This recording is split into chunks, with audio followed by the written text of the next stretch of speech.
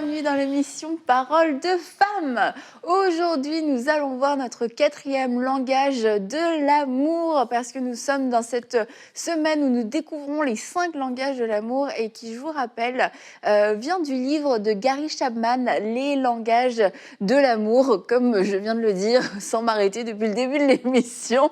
Un livre qui a fait beaucoup de bien, que ce soit dans le monde séculier, que ce soit dans le monde chrétien, qui a apporté beaucoup de mots et beaucoup de solutions pour aimer de façon concrète, parce que la Bible nous dit d'aimer notre prochain, mais pour pas que ça reste juste des mots, une philosophie ou une belle idée, on a besoin d'avoir des mots qui soient mis dessus pour le mettre en action.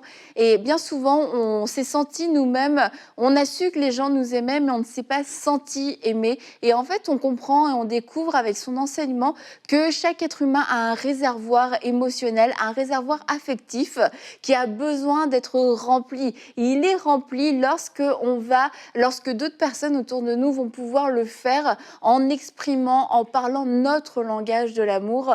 Et nous aussi, on doit apprendre à parler le langage d'amour de nos proches, que ce soit notre mari, notre femme, nos enfants, nos parents, nos amis, savoir comment eux se sentent aimés. Et les filles, aujourd'hui, on est arrivé au service rendu. Et juste avant qu'on puisse plonger dans ce langage de l'amour, j'aimerais aussi préciser, on l'a quand même dit tout au long de la semaine, mais c'est que naturellement, on a tendance à parler notre langage, à aimer les autres de la façon dont nous, on veut être aimé. Et c'est là où, quelquefois, ça bloque. Et c'est là où il peut y avoir cette incompréhension, comme tu disais, Laure. Ce qui t'avait interpellé, ça va être 2 langues différentes. Il y en a un qui parle français, il y a l'autre qui parle chinois. Et ces 2 langues, en fait, si on n'apprend pas la langue de l'autre, on ne va pas se comprendre. Et l'amour, quand on dit bah oui, mais l'amour suffit, la sincérité suffit. Oui, l'amour est le point de départ. S'il n'y a pas d'amour, ça reste des méthodes, ça reste de la manipulation, ça devient quelque chose de même malsain finalement. Mais quand l'amour est le point de départ, bah justement, cet amour doit me montrer, bah non, c'est pas suffisant en fait de l'aimer comme moi je veux être aimée. L'amour me pousse à donner, l'amour me pousse à faire cet effort d'apprendre son langage, d'aimer cette personne comme elle a besoin d'être aimée et pas seulement comme moi je connais. Et on a parlé par exemple hier des cadeaux et c'est facile de faire des cadeaux quand nous-mêmes c'est notre propre langage. C'est facile de donner des paroles valorisantes quand nous c'est notre propre langage. Et là aujourd'hui on va voir que les services rendus, quelquefois c'est pas facile quand c'est pas du tout notre langage d'amour, parce qu'en plus les services rendus ça demande, là c'est de l'action en fait. C'est de l'action, oui. C'est pas juste une petite parole, c'est pas on échange, on fait, on agit et de préférence on le fait bien pour que le service soit de qualité. Donc c'est sûr que je trouve que le service rendu c'est quand même un don de soi qui est assez, qui peut demander de sortir facilement de sa zone de confort, peut-être plus que les autres langages de l'amour. Donc c'est important de pouvoir se dire je dois apprendre le langage de l'autre et ne pas me limiter à mon langage et comprendre que la manière dont moi je suis aimée, c'est pas la manière dont l'autre se sent forcément aimé. Et aujourd'hui, on parle des services rendus. Et sur ce plateau, nous avons 2 personnes, dont pas moi, dont c'est le langage de l'amour, les services rendus. Alors, les filles, expliquez-moi comment ça se passe. Écoute, moi, ça parle en plein à mon cœur. Les services rendus, sincèrement, celui-là et les temps de qualité, mais services rendus, c'est vraiment là-haut. Là.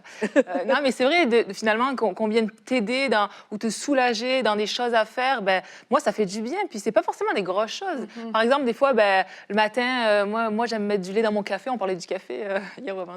Et s'il n'y a plus de lait, Samuel, il va aller en acheter. Tu vois, c'est des petits trucs comme ça où je suis contente parce que je vais pas avoir à sortir de la maison. Mm-hmm. C'est plein de petites choses qui vont venir comme soulager mon quotidien. Voilà. Donc après, des fois, ça arrive que tu as quelqu'un en face de toi qui, c'est pas forcément inné. Donc ça, c'est une autre histoire parce que ça va être un travail justement à... On revient avec le mauvais lait. Non, c'était gentil, l'attention était bonne, mais Non, il va le faire. Mais ce qu'on a vraiment appris, c'est de se dire que Sam, il ne savait pas forcément comment faire, donc de vraiment, en fait, donner des idées, tu vois, parce que c'est pas naturel chez lui, c'est pas, bon, pas qu'il m'aime pas, hein, il essaie de m'aimer à sa manière et tout ça, mais là-dessus, c'était pas naturel, donc voilà. Bah, il a dû apprendre ton langage. Il a dû apprendre mon langage, et puis ça a commencé vraiment avec des trucs comme faire le lit, tu vois, je sais pas moi, sortir la poubelle, des petits trucs super simples, mais que finalement, petit à petit, ça... Mais c'est toi qui as dû lui dire, Ouais, ça me fait plaisir. C'est ça, j'ai dû lui dire... Parce que sinon, c'était un univers trop vaste, il savait pas, il n'aurait pas su quoi faire. Et oui, parce que moi, automatiquement, j'allais faire les choses, tu vois, je vais faire les choses, donc lui, il sait pas trop, il dit, où c'est que je peux vraiment l'aider finalement, parce que moi, je prends comme le monopole sur un peu toutes les petites choses à faire, et en fait, aussi lui laisser la place de dire, là, regarde, j'aimerais bien que tu fasses ça, est-ce que tu pourrais t'en occuper? Et du coup, voilà, lui donner des idées. Et donc lui, il se fait pas une liste de cadeaux à offrir, et il se fait une liste de services à rendre. Elle est comme ça, une liste de ménage. Non, mais ça, c'est bien aussi tout de suite d'apporter l'équilibre par rapport au service rendu. Le but, c'est pas de devenir un esclave ou de rendre l'autre esclave. C'est comme les cadeaux, en fait. Le but, c'est pas de ruiner l'autre et puis d'être une vraie sangsue ou dans les moments de qualité, de prendre tout le temps, les paroles valorisantes. Non, mais dis-moi quelque chose de gentil. Il faut quand même un équilibre et que ça reste sain aussi et que ça reste cohérent dans notre relation avec Dieu, que Dieu reste notre source. Et se dire, j'ai ce réservoir et c'est un réservoir qui est normal et que d'autres personnes sont amenées à remplir dans leur manifestation de l'amour et je dois apprendre à recevoir, mais non plus, je dois aussi veiller à ce que mon réservoir soit en bon état. Et si le réservoir a un trou, en fait, c'est à moi de le réparer, ce trou. C'est à moi d'aller vers Dieu dans ma relation avec lui, de dire, attends, c'est ça mon langage d'amour, mais c'est comme il n'y en a jamais assez, ça devient vraiment une espèce de dépendance. Je sens que j'en demande trop. Il n'y a personne qui peut suivre. Et au contraire, ça va faire fuir les gens. Et c'est de demander à Dieu, viens réparer ce réservoir. J'ai compris c'était quoi mon langage. J'ai compris mon réservoir, c'est de quoi il a besoin d'être rempli. Mais maintenant, s'il y a un trou, ça peut pas être la responsabilité de l'autre de remplir, parce que ça va être épuisant, en fait, à un moment donné. Mm-hmm. Et en fait, je pense que ce que les personnes recherchent, c'est à être déchargé. C'est pas le but quand tu parles, par exemple, de toi et de ton mari. Le but, c'est pas que tu donnes tout et puis toi, voilà, tu fais plus ces choses-là. C'est vraiment comme une aide, en fait, pour être déchargé. Et c'est dans cette optique-là qu'on doit le voir. Parce qu'une personne, par exemple, tu vas lui dire que oui, je t'aime beaucoup et tout, mais la personne va dire oui, mais prouve-moi que tu m'aimes pas tes actions. Mais pourquoi est-ce que tu me laisses faire le ménage tout seul dans cette maison si tu m'aimes tant que ça? Et c'est aussi comme ça qu'on sait reconnaître, en fait, à travers des choses comme ça, que ah, mais tiens, elle, si elle renvoie des choses au ménage, à la voiture ou des choses comme ça, mais ça veut dire que peut-être elle apprécierait davantage qu'on lui rende service et c'est une façon dont elle exprime son langage de l'amour. Donc, c'est des choses qui peuvent aider. Maintenant, moi, personnellement... Dis-le, Aurélie. Une chose que j'ai remarquée, c'est qu'il y a des personnes qui t'aident, mais ils ne t'aident pas. Ils croient te rendre service en répondant à ton langage de l'amour, mais ils ne t'aident pas. Je vais prendre un exemple plus pragmatique. Quelqu'un qui va te dire, tu vas par exemple dire, ah, mais moi j'ai du mal avec ma voiture. La personne va te dire, va sur Google. Et tu vas voir que sur Google, il y a telle indication, telle indication, telle indication. La personne pense t'avoir fait avancer. Mais pour quelqu'un... Je pense que ton micro va être muté d'une seconde à l'autre. C'est un bon exemple. Mais pour quelqu'un dont le langage de l'amour, c'est le service rendu, tu lui as donné plus de problèmes, en fait. Parce que la personne, si son langage de l'amour, c'est le service et que la personne te parle de sa voiture, la personne attend que tu poses une action pragmatique sur sa voiture. La personne n'attend pas que tu lui donnes des choses qui vont tracasser sa tête encore plus par rapport à sa voiture. Et parfois, dans certaines maisons, on va avoir des gens qui se disputent. Mais moi, je t'ai aidé. Mais je t'avais dit d'aller sur Google, tu aurais eu la solution et tout. Mais ce n'était pas ça que la personne attendait. En fait, tu pensais avoir répondu à ce langage-là. Mais en fait, tu n'as pas aidé la personne. Donc, si tu veux aider quelqu'un qui parle ce langage d'amour, ben, occupe-toi de la tâche en question. S'il faut aller sur Google, vas-y, fais-le toi. Et puis, viens juste avec la solution. C'est ce que la personne attend. Est-ce que ce qui va pas être important aussi, c'est de demander le besoin, tu vois? Parce que peut-être que la personne, elle veut pas être envahissante non plus, tu sais, elle ose peut-être pas venir, à quel point elle peut venir t'aider. Donc elle va venir d'une façon générale, ouais, c'est ça. Mais d'arriver, écoute, merci pour Google, mais est-ce que tu pourrais vraiment venir m'aider? Parce que, tu vois, c'est vrai que des fois, ben, nous, on se sent comme si la personne répond pas, mais en même temps, est-ce qu'on est explicite dans notre, tu vois, dans la demande aussi? Et je pense que c'est important parce que l'autre, il peut pas forcément savoir non plus. C'est vrai, parce que si ton besoin, c'était juste d'avoir de l'information, c'est clair que ça aurait répondu directement. Mais si ton besoin, c'est centré sur le point, ben... Alors j'espère que les personnes concernées pourront saisir cette information. Comme Jérémy, lui, les services, un exemple, hein. Les services rendus, c'est vraiment, ça le touche trop parce que, je vais vous dire pourquoi, parce que pour lui, c'est pas du tout son langage pour les autres en fait. Mais lui, ça le touche trop parce qu'il sait à quel point ça lui coûte de rendre un service. Ça, c'est hyper égoïste dit comme ça. Mais le temps de, je sais pas, d'aller te chercher, par exemple, à l'aéroport, de prendre du temps, alors que tu peux utiliser ce temps-là pour toi-même, pour faire tes choses, et quand lui se dit, mais cette personne-là a pris du temps pour me rendre service, et en gros, elle perd du temps pour ses propres affaires. Ah ben, lui, ça le bouleverse. Il se dit, mais c'est incroyable, prendre le temps que quelqu'un nous ait préparé un repas. Si quelqu'un nous amène un repas, pour lui, il se dit, oh, oui, c'est incroyable, la personne a pris du temps pour préparer un repas, puis en plus, il se dit, mais c'est tellement utile, efficace, parce que nous, quand on dit nous, c'est moi, d'accord. Mais bon, nous ne formons plus qu'une seule chair. Nous, ben, ça va nous faire gagner du temps, c'est un repas de moins à préparer. Et ça, je sais que c'est quelque chose qui touche vraiment les services rendus, parce que lui-même, il trouve ça difficile de prendre du temps quelquefois pour rendre certains services, surtout là où tu as besoin de temps. Déjà, tu cours après le temps, et c'est clair qu'un service rendu, bah, c'est beaucoup de sacrifices au niveau du temps. Quelquefois petit, mais même aujourd'hui, je veux dire, la moindre minute vaut de l'or. Du coup, bah, tu n'as pas le choix d'être intentionnel si tu veux parler ce langage du service rendu. Ouais. Et je trouve ce qui va être bon aussi là-dedans, et que je vois en particulier avec Sam, c'est de remercier et de voir que tu as vu ce que la personne a fait. Ouais, oui, ça. Non, mais dans le sens de dire, parce que c'est vrai que tu dis, oh, bah, c'est mon langage d'amour, donc je peux le prendre pour acquis aussi. Ouais. Bah, tu le fais, merci, maintenant tu as compris, voilà. Mais non, mais c'est vrai, mais vraiment de se dire, bah, écoute, merci, j'ai vu que là tu avais fait le lit, ou bref, peu importe ce qui a pu être fait, et de vraiment mettre l'emphase là-dessus, parce que j'ai l'impression que ça va comme, bah, finalement, encourager la personne à se dire, ok, elle a vu, donc je vais le refaire. Parce que si je ne dis rien, par exemple, je ne dirai rien, bah, lui il va se dire, ça sert à quoi que je le fasse? De toute façon, elle ne voit pas, donc déjà, je prends mon temps pour le faire, et en plus, elle ne le voit pas. Ou pire, t'as fait le lit, mais tu l'as pas bien fait. Oh ouais, non, c'est ça. Alors ça, c'est... Mais ça pourrait être mon genre en plus, donc pardon. Non, mais dans les services rendus, c'est important de laisser cette marge de progression. Voilà, une marge de progression, particulièrement dans le couple, quand si on est un peu dans les clichés, bien que ce soit important de sortir des clichés pour les services rendus, mais si une femme a besoin d'aide dans ses tâches ménagères, bah, il y a un temps de progression en fait, et c'est là où on peut arrêter le processus trop tôt, et on va se retrouver finalement encore avec un réservoir vide, parce qu'on n'aura pas laissé à l'autre le temps de pouvoir apprendre à remplir ce réservoir de la bonne façon. Bah non, c'est pas bien fait, finalement je reprends, parce que c'est un service mal fait, c'est pas un service. Et au final, mais en pensant au long terme, bah, tu te dis, c'est des petites choses, de faire le lit, d'aller faire une petite course, etc. Bah, c'est des choses qui te changent ton quotidien, qui remplissent réellement ton réservoir chaque jour, et qui font la différence dans ton humeur, dans ta façon d'interagir.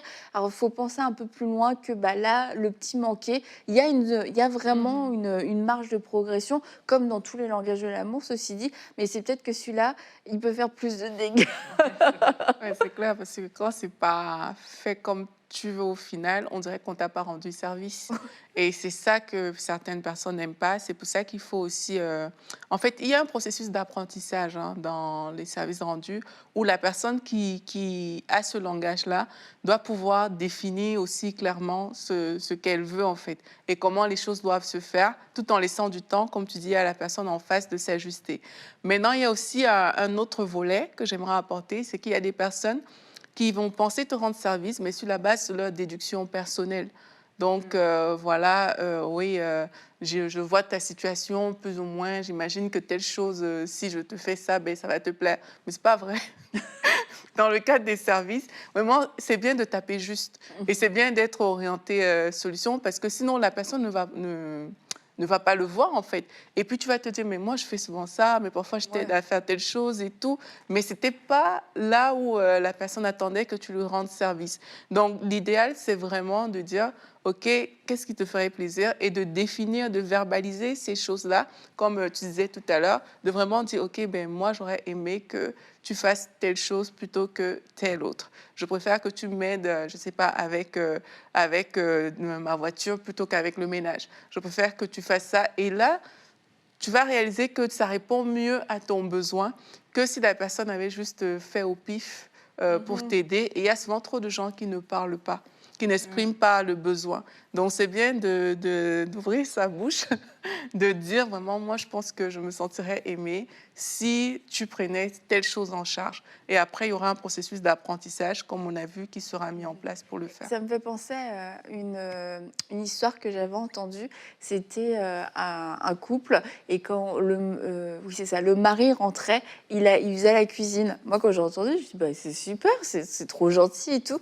Mais en fait, c'était pas le service que la femme attendait, parce que en fait, elle voulait faire à manger. Ça lui aurait fait plaisir de faire à manger. Et ce qui lui aurait fait vraiment plaisir, c'est que son mari s'occupe des enfants, parce que elle avait été avec les enfants toute la journée, et que bah, elle aurait aimé faire à manger. Ça aurait été en plus un temps où elle n'était pas avec les enfants, et que son mari prenne le relais avec les enfants. Et en fait, tu sais, c'était comme un peu une impasse, parce que tu te dis, mais c'est génial, un mari qui rentre et qui se met au fourneau pour faire à manger, c'est le bon plan. Mais elle, c'était pas ce qui lui parlait, c'était pas le besoin qu'elle avait. Et pourtant, ça semble excellent. Ça part tellement d'une bonne attention. Et dans les deux cas, bah, tu peux te sentir, tu te sens pas aimé, tu te sens pas reconnu non plus dans ton service. Donc oui, c'est vrai que c'est important de pouvoir taper juste dans le service. Mais encore une fois, je l'ai répété 40 000 fois dans toute cette semaine, mais c'est de pas être trop non plus spirituel. Ah ben, le Saint-Esprit me le révélera. C'est comme, demande en fait. Demande, est-ce que ça te rend service que je fasse ça? Parce que c'est vrai qu'à la fois, il y a des gens qui peuvent, au niveau des services, être du coup même envahissants. Parce que eux, c'est vraiment leur manière de vouloir manifester, de te dire, je t'aime, je vais te rendre service. Mais en fait, ils sont hyper relous, ils sont hyper envahissants, parce qu'ils font des choses que tu leur as pas demandé. Du coup, ils les font pas comme tu veux. C'est des choses dont tu n'avais pas vraiment besoin, des choses que tu aurais eu même du plaisir à faire toi-même. Et finalement, bah, la personne, elle est là, elle se démène pour toi, elle se donne. Elle a l'impression qu'elle donne la plus grande manifestation d'amour. Et toi, tu te sens juste envahi. Donc, ça vaut la peine de pouvoir communiquer et de pouvoir être sûr qu'on rend un vrai service. Et donc, oui. Non, mais c'est vrai, c'est vous, comme la communication, ça peut vraiment faire la différence, t'imagines? Il y en a peut-être qui restent des années comme ça, qui portent ça, et puis l'autre, elle essaye de tout... En fait, c'est un langage de sourds, c'est ça, mais qu'est-ce qui se passe? Donc, effectivement, ça peut vraiment changer beaucoup de choses. Puis, et puis, une autre chose aussi qui peut paraître évidente, mais que je pense quand même importante de rementionner, c'est aussi l'attitude lorsqu'on rend service. Oui. Parce que si c'est pour comme traîner des pieds, puis comme être là... genre pourquoi j'en ai marre, ben voilà, c'est sûr que la personne en face, elle va comme être, ouais, mais là non, tu me fais presque culpabiliser, j'ai pas envie de te demander de faire quelque chose. Donc faisons aussi attention à l'attitude, parce que finalement je trouve que c'est peut-être même la moitié du service, tu vois. Ouais. Parce que dans la façon dont tu vas te sentir aimé, tu vas aussi voir que la personne, elle le fait vraiment avec un cœur d'amour, tu vois. Donc je pense que c'est aussi important de faire attention à ça. Et pour les personnes peut-être qui vivent ensemble, c'est parfois aussi, ça passe par l'observation. Hein. Parfois, tu vois que quelqu'un en a trop plein à certains niveaux, parce qu'on parle de service rendu. Il y a ce verset qui dit « porter les fardeaux des uns des autres », ou bien des charges même dans certaines versions des uns et des autres. Donc parfois, tu vas voir qu'il il y a vraiment des charges que les gens portent qui sont vraiment grandes, en fait. Et ça peut t'aider à te dire, OK, ben, si je rends ce service à cette personne, j'ai tapé juste, en fait. Je l'ai déchargé de quelque chose. Et ça passe aussi par l'observation. Parce qu'il y a des gens, vous pouvez être dans la même maison, mais les gens, ils ne voient jamais comment décharger la personne à côté. Et si la personne parle ce langage de l'amour, il y a des personnes aussi qui ne parlent pas. Hein. Donc, du style, la personne ne va pas se plaindre. Une femme, peut-être, on lui a appris que non, c'est elle qui doit prendre soin de toute la maison. Son mari ne doit jamais participer aux tâches ménagères. Mais elle a besoin d'aide et elle n'ose pas demander. Tu as aussi un homme à côté qui a grandi en sachant que c'est les femmes qui restent à la cuisine. Lui, il n'a pas le droit d'aller là-bas. Et on reste comme ça, en fait. Mais pourtant, une simple observation dans ce foyer-là de ben, regarde, elle finit le travail comme toi, elle rentre, elle a les enfants, elle a la cuisine, elle a ceci, elle a ça. Tu vois la charge de travail qu'elle a, ben, tu peux juste dire, OK, ben, moi, je vais peut-être prendre les enfants pendant un moment, je vais peut-être faire telle chose. Et ça, c'est aussi ça, le service rendu. Parfois, les gens n'auront pas l'occasion de dire, j'aimerais que tu me rendes ce service-là. Mais avec nos yeux, on peut parfois regarder et dire, mais regarde, laisse-moi faire telle chose pendant que toi, tu fais telle autre chose. Et c'est d'être attentif aux réclamations ou aux douleurs qui peuvent être exprimées, même pas fort de dire s'il y a des phrases qu'on entend régulièrement dans les maisons. Ah bah moi je fais toujours tout seul. Ah bah il y a personne. Je peux compter sur personne. C'est quelque chose qui revient, mais en fait c'est peut-être pas exprimé de la bonne façon. C'est pas agréable la manière dont c'est exprimé. Et c'est sûr que quand t'as quelqu'un qui râle et qui est là, ah personne m'aide, vous en fichez tous.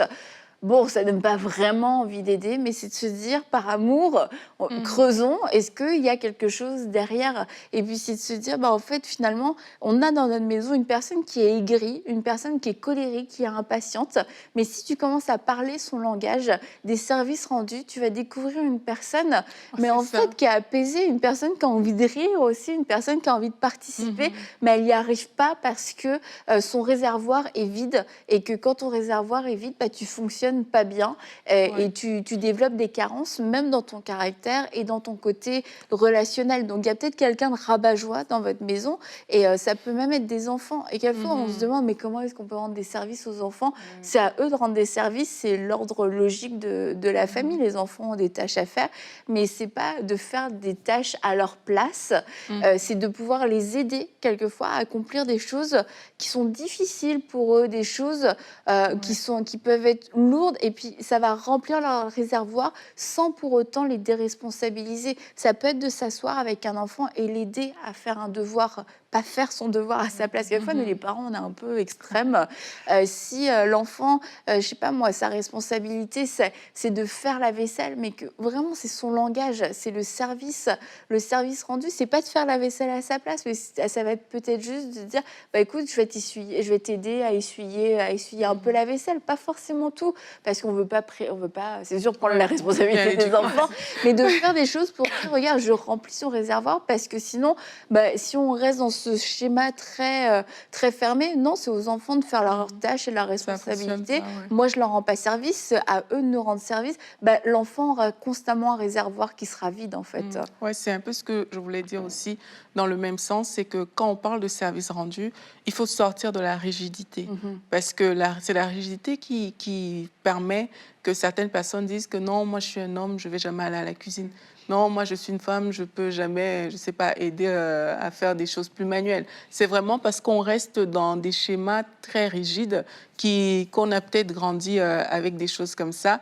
Mais il faut apprendre à sortir de ces choses-là, parce que surtout moi je pense beaucoup au cadre de la famille, hein, parce que quand vous êtes dans la même maison, mais c'est ça aimer en fait, c'est dire ok, peut-être que j'ai grandi en sachant qu'un homme ne rentre pas à la cuisine, mais parce que j'aime ma femme, je peux faire l'effort de rentrer dans cette cuisine-là. Parce que j'aime mon enfant, comme tu expliquais tout à l'heure, oui, d'habitude, c'est les enfants qui doivent rendre service, mais je peux montrer à mon enfant aussi l'exemple et je dois lui apprendre, je dois aussi lui rendre service à cet enfant-là. Donc, c'est vraiment ouvrir nos horizons, ne pas rester braqué, parce que ça prend t'as dit ça au début de l'émission, c'est un don de soi. Et ça passe par, oui, dire non à ce qu'on aurait naturellement fait, parfois, pour juste dire, OK, ben, parce que je t'aime, je choisis de défier les codes culturels, les codes logiques à mes yeux, pour que dans notre maison, ça fonctionne de la bonne manière. Les codes restent, c'est peut-être des vérités générales, je ne sais pas, mais dans votre maison, il y a une façon de fonctionner spécifique. Et si ça passe par les services rendus, les moments de qualité, tout ce qu'on a vu et qu'on va voir cette semaine, c'est à vous, en fait, de trouver votre équilibre dans tout ça, plutôt que de toujours revenir avec des codes qui ne correspondent pas finalement à votre style de vie. Ouais, puis, mais non, mais j'allais juste dire, puis au travers de ça, c'est sûr que ben, la prière est notre meilleure amie aussi, dans le sens de dire, ben, c'est vrai que là, tu dis quelque chose, mais des fois, c'est tellement ancré dans la tête, on a un format, un schéma, on est comme, on est pris dedans, et peut-être ça va amener ben, la femme ou le mari, peu importe la personne, à peut-être prendre ce temps de prière, dire, Seigneur, écoute, j'ai besoin de quelque chose, là, il comprend pas, ou il n'est pas intentionnel, il sait pas comment faire, il faut que Saint-Esprit, que tu viennes le toucher, puis que tu donnes cette révélation, parce que je vois que ça bloque, quoi, il a pas ses initiatives, puis je vois que ça fonctionne pas, donc c'est ça. Et puis on peut penser à Jésus, en fait, tout simplement. Jésus qui lui-même a dit, je suis pas venu pour être servi, mais pour servir. Il est venu en tant que serviteur. Et pensons à lui, disons, mais Jésus, c'est toi mon modèle, c'est toi mon maître, c'est à toi que je veux ressembler. Et toi, tu as tout laissé pour venir comme un serviteur sur cette terre. Tu as accepté de t'abaisser, parce que des fois, parler ce langage de l'amour, des services rendus, ça demande à renoncer à l'orgueil pour pouvoir rendre des services qu'on estime, c'est pas à nous de le faire. Ça demande de renoncer à la paresse, parce que ça allait au-delà de quelquefois notre propre fatigue, notre propre épuisement. C'est aussi renoncer à l'égoïsme, c'est de faire des choses pour une autre personne pour laquelle on n'aura aucun retour direct, si ce n'est de voir la personne s'épanouir et savoir qu'on a pu remplir son réservoir. Mais pour nous, il n'y a pas d'efficacité directement sur nous. Donc c'est sûr que le service, parler le langage des services, c'est un don de soi, c'est une décision à prendre, et ça peut pas venir comme ça par hasard. Et si c'est pas spontané, vraiment regarder à Jésus, méditer sur Jésus et regarder comment Jésus a vécu sur cette terre. Jésus n'a pas regardé à lui seulement, il n'a pas regardé à ce que lui voulait, il regardait aux besoins des gens. Il était ému de compassion. Il a multiplié des pains et des poissons parce que les gens n'avaient pas à manger, parce qu'il avait ce désir de pouvoir venir aider les gens, de soulager les gens. Il est venu pour libérer les gens de joug, des fardeaux. Et Dieu nous dit aujourd'hui encore, venez à moi, vous qui êtes fatigués. Il dit, déposez vos fardeaux et je prends soin de vous, parce que c'est dans le cœur de Dieu de nous rendre service, de nous alléger des fardeaux, de nous alléger des poids. Et c'est un langage de l'amour qui est divin et qu'on doit apprendre à parler avec l'aide du Saint-Esprit. Alors peut-être que finalement c'est un des langages les plus difficiles à parler. Donc merci Laure, merci Aurélie d'avoir ce langage de l'amour. Merci à vous tous qui a parlé ce langage. En tout cas, on vous encourage à vous confier dans le Saint-Esprit, à lui demander de venir vous transformer, venir briser toute forme d'orgueil, toute forme de paresse, toute forme d'égoïsme, et apprendre à parler ce langage des services rendus. Et ne vous mettez pas non plus la pression des services rendus. C'est pas de refaire une maison au complet, de réparer des voitures de bout en bout, d'amener des gens à 1000 km. Non, ça peut vraiment être des choses très simples. Ça peut être comme d'aider à porter un sac, de porter quelque chose de lourd, de tenir une porte, ça peut sembler tout bête, de passer l'aspirateur, ça prend pas si longtemps que ça de passer l'aspirateur, non. Donc voilà, plein de petites choses, et sincèrement, le Saint-Esprit peut vous inspirer de façon quotidienne pour pouvoir parler ce langage de façon efficace, afin que vous puissiez remplir les réservoirs ou le réservoir affectif de vos proches. Et on se dit à demain pour une prochaine émission de Paroles de Femmes.